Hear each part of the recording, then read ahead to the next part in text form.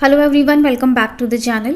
Assessment year 24-25 के लिए सारे ITR फॉर्म्स का फॉर्मेट रिलीज हो गया है। ITR 1 से लेकर के ITR 6 तक सारे फॉर्मेट्स आ गए हैं और इस बार फॉर्म्स में काफ़ी सारे चेंजेस भी कर दिए गए हैं।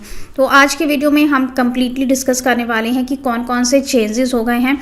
यहाँ पर हमने 15 ऐसे चेंजेस इंक्लूड किए हैं जो आपके लिए जानना बहुत ज़रूरी है। इसके अलावा भी बहुत सारे ऐसे चेंजेस हैं जो ITR फॉर्म्स में कर दिए गए हैं। ITR फॉर्म्स की एप्लीकेबिलिटी में कोई भी चेंज नहीं किया गया है। ITR फॉर्म्स सेलेक्ट करने का जो क्राइटेरिया लास्ट ईयर था वही इस साल भी है, तो एप्लीकेबिलिटी में यहाँ पर कोई भी चेंज नहीं किया गया है। चलिए स्टार्ट करते हैं। सबसे पहला चेंज है कि जो न्यू टैक्स रिजीम है वो आपकी डिफ़ॉल्ट टैक्स रिजीम होगी। आपका income tax form new tax regime के हिसाब से ही कैलकुलेशंस करेगा।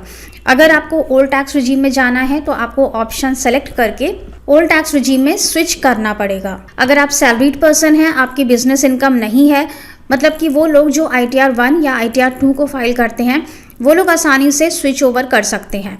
लेकिन अगर आपकी बिजनेस इनकम है, यानी कि वो लोग जो कि ITR 3 या फिर ITR 4 को फाइल करते हैं, वो लोग अगर ओल्ड टैक्स रिजीम में स्विच करना चाहते हैं तो उन्हें एक फॉर्म फिल करना होगा 10IEA, और ये फॉर्म भी आपको within the due date यानी कि 31 जुलाई से पहले ही फाइल करना होगा, तभी आप ओल्ड टैक्स रिजीम में स्विच कर पाएंगे। 31 जुलाई के बाद अगर आप ये फॉर्म फाइल करते हैं तो आपको न्यू टैक्स रिजीम में ही ऑप्ट करना पड़ेगा। ओल्ड टैक्स रिजीम का ऑप्शन आपको नहीं मिलेगा। तो ये एक बहुत मेजर चेंज किया गया है इस बार। इसके बाद जो भी इंडिविजुअल्स या HUF ऑडिट के लिए लायबल हैं वो अपनी ITR को EVC के थ्रू भी वेरीफाई कर सकते हैं। अभी तक EVC का ऑप्शन अवेलेबल नहीं था। इन लोगों को अपनी ITR सिर्फ डिजिटल सिग्नेचर से ही ई-वेरीफाई करनी पड़ती थी, तो अब EVC का यूज़ कर सकते हैं। इसके बाद furnishing of due date for filing of return, एक नया कॉलम इंट्रोड्यूस किया गया है ITR फॉर्म्स में, जिसमें कि आपको ये भी सिलेक्ट करना होगा कि ITR की ड्यू डेट क्या है। जैसे कि जो टैक्स पेयर्स ऑडिट के लिए लायबल नहीं है उनके लिए 31 जुलाई ड्यू डेट होती है, तो सिलेक्ट करना होगा कि 31 जुलाई आपकी ड्यू डेट है। जिन लोगों को ऑडिट करवानी है उनके लिए ड्यू डेट होती है 31 अक्टूबर, तो वो सेलेक्ट करेंगे 31 अक्टूबर ड्यू डेट है। इसी तरह से जिन भी टैक्स पेयर्स के लिए जो भी ड्यू डेट एप्लीकेबल है उन्हें वो ड्यू डेट सेलेक्ट करनी होगी। एक नया कॉलम इंट्रोड्यूस किया गया है। इसके बाद अगर आप सेक्शन 44AB में टैक्स ऑडिट करवाते हैं तो आपको रीजंस देने होंगे कि आप टैक्स ऑडिट क्यों करवा रहे हैं। तो न्यू कॉलम यहाँ पे इंट्रोड्यूस किया गया है। एडिशनल डिटेल्स मांगी गई हैं। आपको रीजन देना होगा कि आप टैक्स ऑडिट के लिए क्यों अप्लाई कर रहे हैं, जैसे कि आपका सेल्स टर्नओवर या ग्रॉस रिसीट्स स्पेसिफाइड लिमिट को एक्सीड करता है, इसलिए आप सेक्शन 44AB में टैक्स ऑडिट करवा रहे हैं, या फिर आप सेक्शन 44AD, ADA या फिर AE में फॉल करते हैं लेकिन आप प्रिजम्पटिव बेसिस पर ITR फाइल नहीं करना चाहते हैं, इसलिए आप टैक्स ऑडिट करवा रहे हैं, या फिर इसके अलावा कोई और रीज़न है, तो आपको यहाँ पे रीज़न स्पेसिफाई करना होगा कि आप क्यों टैक्स ऑडिट करवा रहे हैं। इसके बाद है सेक्शन 44AB में अगर ऑडिट करवाई है तो कंपनीज को ऑडिट रिपोर्ट का एक्नॉलेजमेंट नंबर और यूडिन रिपोर्ट करना होगा। नेक्स्ट है सेक्शन 44AD और सेक्शन 44ADA में अगर आप ITR फाइल करते हैं जो कि ITR 4 होती है, इसमें एक एडिशनल कॉलम को इंसर्ट किया गया है जो कि है receipts in cash. Section 44AD और 44ADA में जब आप अपना टर्नओवर या ग्रॉस रिसीट्स को रिपोर्ट करेंगे तो वहाँ पर आपको पहले सिर्फ 2 कॉलम मिलते थे कि कितनी इनकम आपकी बैंक के थ्रू आ रही है या कितना टर्नओवर आपका बैंक के थ्रू आ रहा है और कितना टर्नओवर आपका अदर मोड से आ रहा है। लेकिन अब यहाँ पर एक नया कॉलम इंसर्ट किया गया है कि कितना टर्नओवर आपका कैश में आ रहा है। साथ ही ITR 4 फाइल करने के लिए टर्नओवर की लिमिट्स को भी इंक्रीज कर दिया गया है। बिजनेसमैन्स के लिए पहले लिमिट थी 2 करोड़ रुपए की, इसे बढ़ाकर 3 करोड़ कर दिया गया है, और प्रोफेशनल्स के लिए पहले लिमिट थी 50 लाख रुपए की, जिसे बढ़ाकर 75 लाख कर दिया गया है।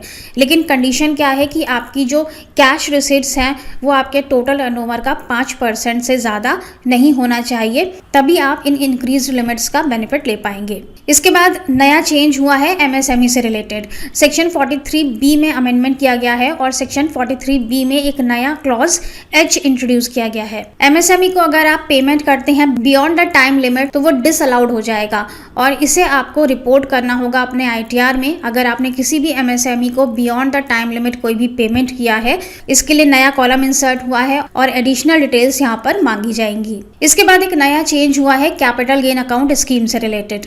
जो भी टैक्स पेयर्स अपना कैपिटल गेन टैक्स सेव करने के लिए अमाउंट को कैपिटल गेन अकाउंट स्कीम में डिपॉजिट करते हैं तो उनसे यहाँ पर एडिशनल इन्फॉर्मेशंस अब मांगी जाएंगी।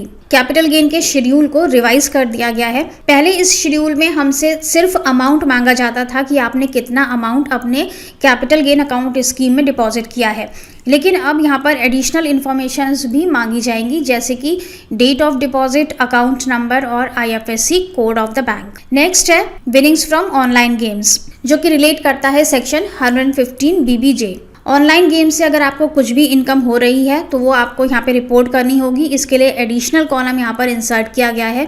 शेड्यूल अदर सोर्सेज को अमेंड किया गया है और वहाँ पर अगर कोई भी आपकी विनिंग्स फ्रॉम ऑनलाइन गेम्स है तो वो आप इनकम रिपोर्ट कर सकते हैं। ये कॉलम पहले नहीं था और जो भी इस पर TDS डिडक्ट होगा सेक्शन 194 BA में, उसका बेनिफिट आप क्लेम कर सकते हैं। इसके बाद है new schedule section 80 GGC, contribution made to political parties. अभी तक अगर हम कोई भी कंट्रीब्यूशन करते थे पॉलिटिकल पार्टीज तो वो डिडक्शन के लिए क्वालिफाइड था और हमसे सिर्फ अमाउंट मांगा जाता था कि कितना अमाउंट आपने पॉलिटिकल पार्टी को डोनेट किया है। लेकिन अब यहाँ पर एडिशनल डिटेल्स आपसे मांगी जा रही हैं, तो अब आसान नहीं होगा कोई भी फेक डिडक्शन यहाँ पर क्लेम करना। तो क्या क्या एडिशनल डिटेल्स यहाँ पे मांगी जा रही हैं? Date of the contribution, contribution का amount, eligible contribution amount, transaction reference number for UPI या फिर चेक नंबर या फिर IMPS NEFT जिससे भी आपने किया हो उसका ट्रांजैक्शन रेफरेंस नंबर आपको देना होगा, साथ ही IFSC code of the bank. इसके बाद सेक्शन 80 CCH, ये नया सेक्शन इंट्रोड्यूस हुआ है अग्निवीर कॉर्पस फंड में। अगर आप कोई भी कंट्रीब्यूशन करते हैं तो उसका डिडक्शन आप ले सकते हैं और ये चैप्टर 6A के अंदर ही कवर होता है। इसके बाद सेक्शन 80U, सेक्शन 80U में वो लोग डिडक्शन क्लेम करते हैं जो कि डिसेबल हैं और इसमें भी यहाँ पर एडिशनल इन्फॉर्मेशन आपसे मांगी जाएंगी, जैसे कि nature of disability, date of filing form 10IA, acknowledgement number of form 10IA और UDID number if available. Section 80U में अभी तक हमसे ये सारी डिटेल्स नहीं मांगी जाती थी, सिर्फ अमाउंट देना होता था कि कितना अमाउंट आपका मेडिकल ट्रीटमेंट में लगा है। लेकिन अब आपको एडिशनल डिटेल्स देनी होंगी क्योंकि इस सेक्शन के अंदर काफ़ी सारे लोग फेक डिडक्शंस क्लेम करते थे, जिसकी वजह से लास्ट ईयर नोटिस भी आए हैं। तो सेक्शन 80U में एडिशनल इन्फॉर्मेशन यहाँ पे मांग ली गई हैं जिससे कि कोई भी फेक डिडक्शन क्लेम नहीं किया जा सके। इसके बाद इसी तरह से सेक्शन 80DD है।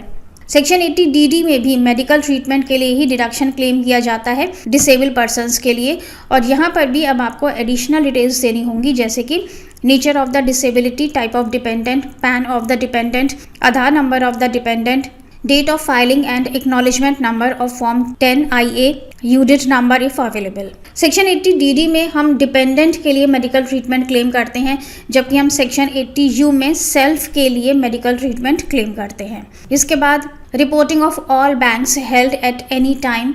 इंडिया के अंदर आपके जितने भी बैंक अकाउंट्स हैं वो सारे आपको रिपोर्ट करने हैं, with the exception of dormant account. कोई भी ऐसा अकाउंट है जो डोरमेंट है तो वो रिपोर्ट नहीं करना है। उसके अलावा आपके जितने भी बैंक अकाउंट्स हैं वो सभी आपको डिस्क्लोज करने होंगे। साथ ही एक नया कॉलम भी इंसर्ट हुआ है जिसमें आपको सेलेक्ट करना होगा कि ये आपका सेविंग अकाउंट है या करेंट अकाउंट है। इसके बाद schedule income from other sources में एक एडिशनल कॉलम इंसर्ट किया गया है जिसमें कि आपको लाइफ इंश्योरेंस पॉलिसी से कोई भी बोनस मिलता है तो वो डिक्लेयर करना होगा। और लास्ट है reporting of dividend income derived from a unit located in IFSC। Other sources के शेड्यूल को अमेंड किया गया है जिसमें कि आपको एडिशनल रिपोर्टिंग करनी होगी, और अगर आपको कोई भी डिविडेंड मिलता है किसी भी IFSC यूनिट से तो वो भी आपको यहाँ पर रिपोर्ट करना होगा। IFSC का मतलब क्या है? ये होता है इंटरनेशनल फाइनेंशियल सर्विसेज सेंटर। ये सेंटर्स बॉर्डर्स पर फाइनेंशियल सर्विसेज के लिए डील करते हैं। अगर इस तरह के किसी भी सेंटर से आपको डिविडेंड इनकम आ रही है तो वो आपको रिपोर्ट करनी होगी। तो ये 16 मेजर चेंजेस हैं ITR फॉर्म्स के अंदर। एडिशनल कॉलम्स इंसर्ट कर दिए गए हैं, एडिशनल इन्फॉर्मेशंस की डिमांड कर दी गई है। इसके अलावा भी बहुत सारे चेंजेस हुए हैं जिनमें से मेजर चेंजेस ITR 5 के अंदर हैं। जो भी चेंजेस ITR 1, 2, 3 या 4 के अंदर हुए हैं वो लगभग हमने यहाँ पर कवर कर लिए हैं। बाकी के जो चेंजेस हम कवर नहीं कर पाए हैं वो सब ITR 5 के अंदर हुए हैं। सो आई होप कि ये वीडियो आपके लिए काफ़ी यूजफुल रहा होगा। Thank you so much for watching this video. बने रहिएगा हमारे इस चैनल के साथ। मिलेंगे नेक्स्ट वीडियो में। Till then stay safe and healthy. Bye bye.